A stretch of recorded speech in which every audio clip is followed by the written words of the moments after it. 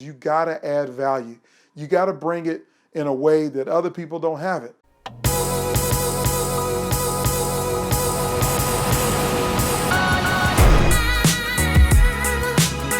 Hey, I know you're a big time executive and you're doing all of these great things that make a difference for the people that you lead. And I'm glad that you're doing your part to try to make a difference to those down the chain. But I want to have a conversation with you about your peers. You're sitting at the executive table with other senior leaders who have the same level of expertise and resource control and budgets that you do. And you sit at the table and offer ideas, but sometimes get ignored. I will tell you, I've been in rooms and seen people in rooms and have had conversations about people in rooms where there's 7 people sitting around the table, the senior most executive team. They're there to make decisions that are life or death or in the best interest of the organization. And 1 or 2 members of that executive team continue to be ignored. They bring ideas to the table, they share challenges, but their challenges continue to go unmet. Maybe that's you.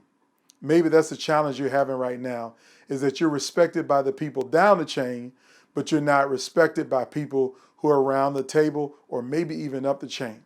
And sometimes you feel ignored. Now, being an executive and feeling ignored is not a good place to be. See, you think that you have gotten to a level that your credentials, your background, the work that you've done should speak for you, and that your opinion should matter and that your voice should make a difference, but you're not feeling that from the people around the table. Listen, and it happens far too often. As a matter of fact, it happens for a lot of leaders who are brand new executives to an organization. So here's what I want you to understand. You should not be ignored. You should not be in a position where the leaders who are your peers are not listening to you. So the question is, if it's happening to you, what do you do about being ignored around the executive table? How do you address it? Well, the first thing that I'll tell you to do is you got to get to know the people who are around the table. Now, when I mean get to know them, I mean literally get to know them. You guys are peers. You're supposed to be peers and you're supposed to be working together as a team. So the fundamental question is, do you know your teammates?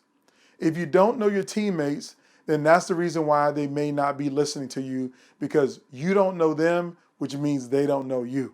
So I advise you to find a way to spend some time building relationships outside of the executive boardroom with the people who you're on a team with. Maybe go to dinner with them and their spouse. Maybe find a way to play racquetball or tennis or golf or something that you can find as a good pastime to do outside of work. You got to know who they are, and they got to know who you are. They got to know how you think and how you see the world and the value that you bring to the table. That's the first thing you can do to begin making sure that you don't get ignored at the executive table. A second thing that you need to do after building that relationship is you got to understand the problem from a way that they don't see. Now, what do I mean by that? If you work in a hospital and a challenge that you're having is that your length of stay is too high and you're trying to lower your length of stay. Well, you have a particular perspective about that as a leader. The CEO may have a different perspective. The person who runs operations has a different perspective. So in that regard, how do you understand that challenge from their perspective? And what can you bring to the table that's a value add from your perspective to connect with their perspective? That is how you avoid being ignored, is you gotta add value. You gotta bring it in a way that other people don't have it. When I sat around an executive table, my framework was this. I know that nobody else at the table had a background in social work or didn't have a background in public policy. So I always brought insights to the table connected to what was important to them, but I made it important to me. And so my context for you is to not just make it important to you individually, but how do you bring your perspective in to make a difference for them?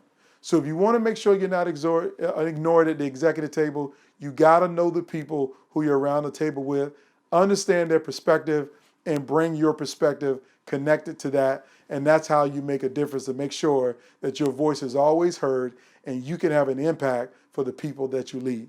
I want to thank you for watching. Have a fantastic day.